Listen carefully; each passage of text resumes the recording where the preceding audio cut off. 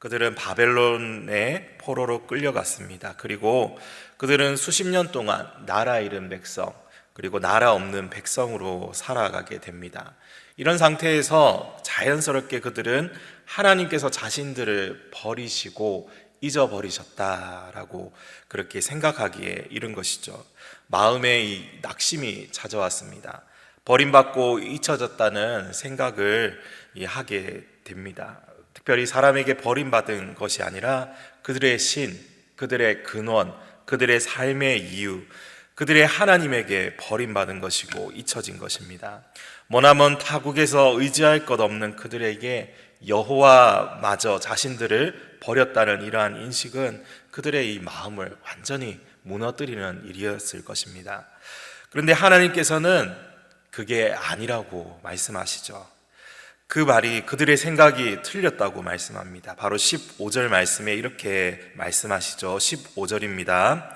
여인이 어찌 그 젖 먹는 자식을 잊겠으며 자기 태에서 난 아들을 긍휼히 여기지 않겠느냐.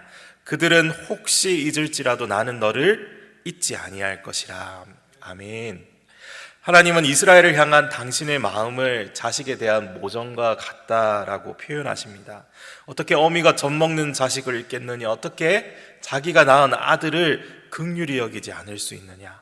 혹시 그런 사람이 있다 해도 나는 그렇지 않다. 나는 너를 잊지 않았다. 보통의 평범한 사람이라면 부모의 사랑을 의심하지 않습니다. 너무도 당연하고 자연스러운 이 본성, 본능과 같은 것이죠.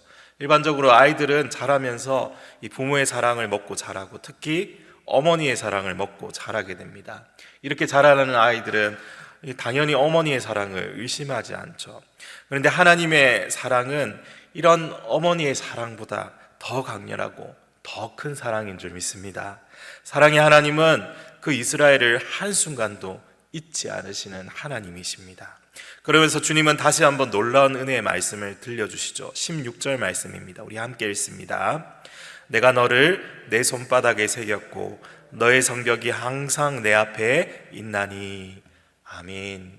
내가 너를 내 손바닥에 새겼다. 고대의 이 노예들에게 자기 주인의 이름을 손바닥에 새기는 경우가 종종 있었다고 합니다. 저도 학창 시절이나 일할 때에 자주 했던 방법이기도 한데 중요하고 외우고 싶고 잊지 말아야 할 것들, 이것을 손바닥에 펜으로 적어본 기억이 있습니다. 그런데 하나님께서도 이스라엘을 손바닥에 새기셨다고 합니다. 도대체 이 높으신 하나님께서 자신을 배반하고 떠나는 그들에게 이렇게까지 해야 할 이유가 무엇입니까? 높으신 하나님께서 당신의 손바닥에 새기시고 표시하고 기억해야 할 정도로 그들을 잊지 않으시고 관심을 가지고 계신다는 이 표현은 정말로 놀랍고 또 놀라운 표현입니다.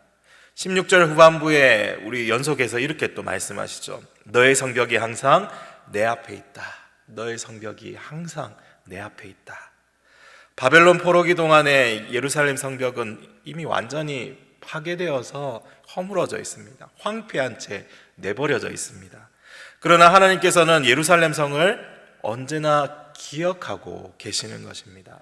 그러면서 17절에서는 그들이 포로에서 귀환하게 될 것임을 말씀하죠. 17절에 내 자녀들은 빨리 걸으며 너를 헐며 너를 황폐하게 하던 자들은 너를 떠나가리라. 그들을 황폐하게 했던 이 바벨론은 멸망하게 되었고 이스라엘의 후손들은 빨리 걸어서 예루살렘으로 귀환하게 될 것입니다. 이 말씀은 스룹바벨과 그를 따라 귀환했던 제1차 포로 귀환을 통해서 이루어지게 되었죠. 그러면서 그들이 다시 한번 영광스럽게 될 것임을 이어지는 이 말씀들에서 계속해서 언급하고 있습니다. 그래서 황폐하고 적막하고 그들이 파괴되었던 땅에 주민이 넘쳐나서 비좁게 되고 그들의 자녀들이 그들이 거한 장소가 좁으니까 넓히자고 그렇게 말하게 될 것이라고 또 언급하죠. 계속해서 나오는 말씀의 이 의미는 그들이 번성하게 될 것임을 말씀하고 있는 것입니다. 예루살렘이 회복되고 부흥하며 사람들로 다시 한번 가득 차게 될 것임을 예언하고 있는 것이죠. 그리고 22절 말씀에 주 여호와가 이같이 이르노라. 말씀하신 그대로 이루시는 여호와 하나님께서 앞으로 이루게 될 놀라운 일들을 또한 26절까지 한 번 더 계속해서 말씀하고 계십니다. 여기서 우리는 하나님이 어떤 분이신지 생각해 볼 수가 있습니다. 바로 역사를 주관하시는 하나님, 그 섭리의 손길로 이스라엘과 열방들, 나라들을 주장하셔서 이스라엘을 회복시켜 주시는 바로 하나님이십니다.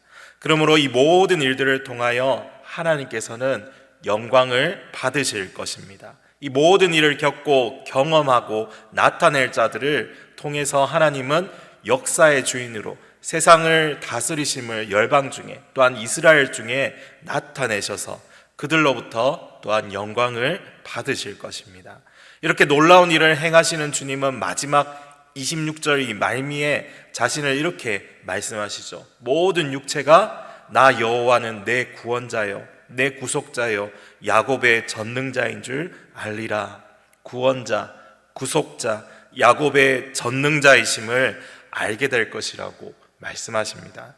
오늘 우리가 묵상하는 이 하나님은 여러분 어떤 분이십니까?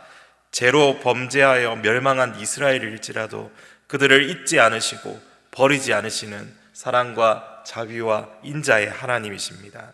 하나님의 사랑은 어머니의 사랑보다 더 크고 놀라운 사랑이며 그 어떤 것도 하나님의 사랑에 비길 수 없습니다. 그래서 당신의 손바닥에 죄인으로 추고 마땅한 자들이고 버려두어도 당연한 자들, 그들의 이름을 당신의 손바닥에 새기시며 회복의 은혜를 주시는 하나님이십니다. 그들에게 다시 한번 부흥하고 번성하는 은혜를 주시는 하나님이시죠. 지금까지 말씀드린 이 하나님은 누구의 하나님이십니까?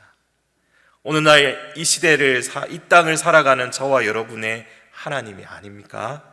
어제나 오늘이나 동일하신 하나님이시며 이스라엘과 동일한 은혜와 사랑을 누리도록 이방인 중에서 이 하나님의 백성으로 우리를 선택해 불러주셨지 않습니까? 저와 여러분의 이름 역시 누구의 손바닥에 새겨져 있습니까?